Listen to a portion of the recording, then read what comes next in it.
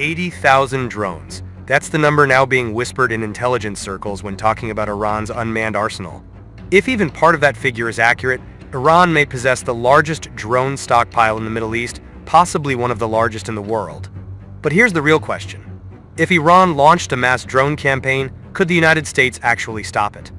Or would sheer numbers overwhelm even the most advanced military on Earth? Let's break it down.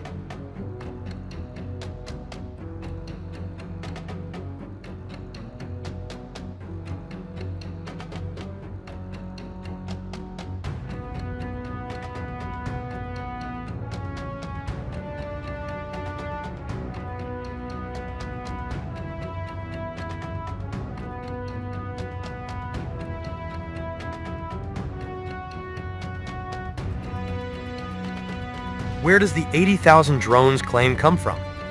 Iran has never officially confirmed a number.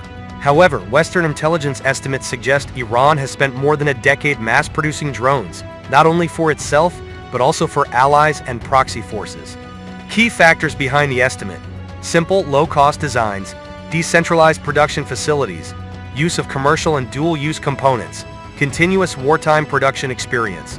Unlike the US, Iran doesn't focus on small numbers of exquisite systems. It focuses on quantity, survivability, and saturation. So while 80,000 may be an upper estimate, the strategic reality is clear. Iran can deploy drones faster and cheaper than most air defenses can destroy them.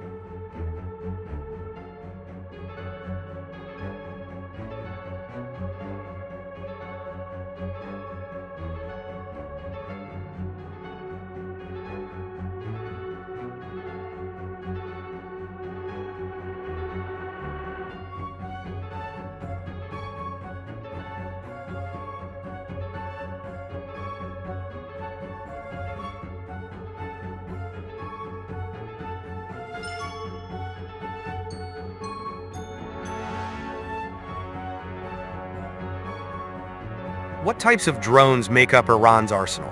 This is not 80,000 high-end combat drones. Iran's drone force is layered. Loitering munitions.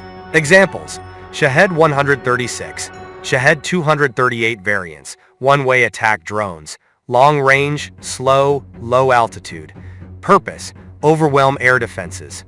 Force expensive intercepts, ISR and command drones. Examples: Shahed 129. Shahed 139. Purpose: surveillance, targeting, battle damage assessment, swarm and tactical drones. Short range, launched in groups, used to confuse, distract, and saturate. Iran's doctrine isn't precision strike, it's attrition warfare.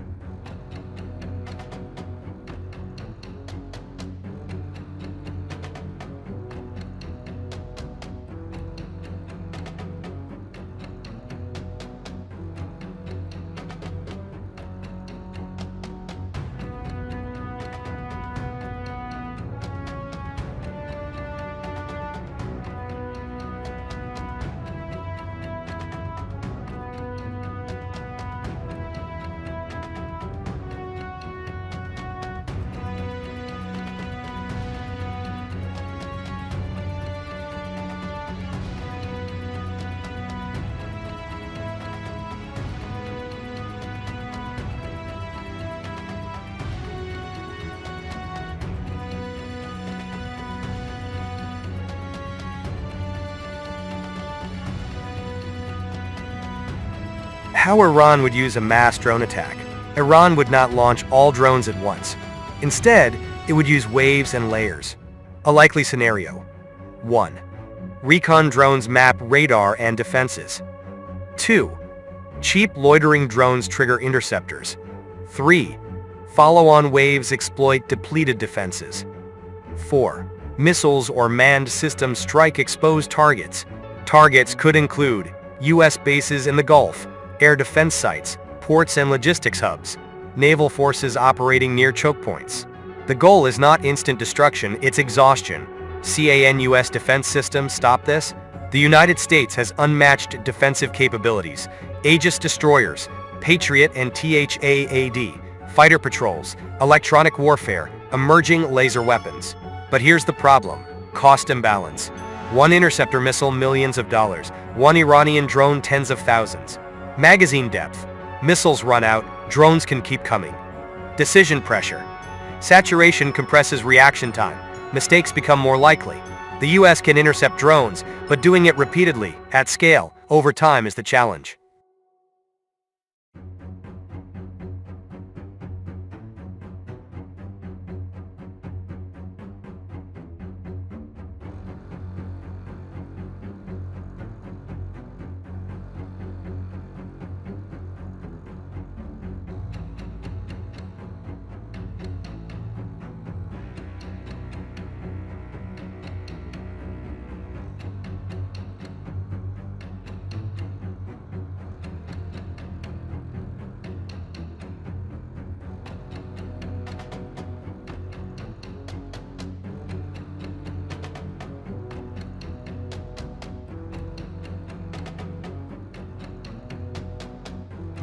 The real threat: strategic disruption.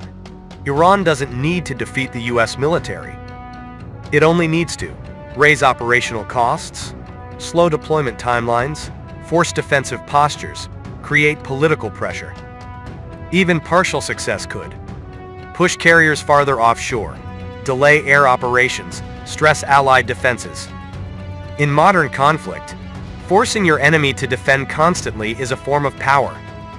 So can the US stop 80,000 Iranian drones?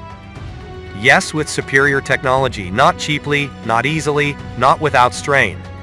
Iran's drone strategy isn't about winning the skies, it's about changing the cost of control. And in future wars, cost, endurance, and tempo may matter more than stealth or speed. Do you think mass drone warfare favors attackers, or will new defenses make swarms obsolete?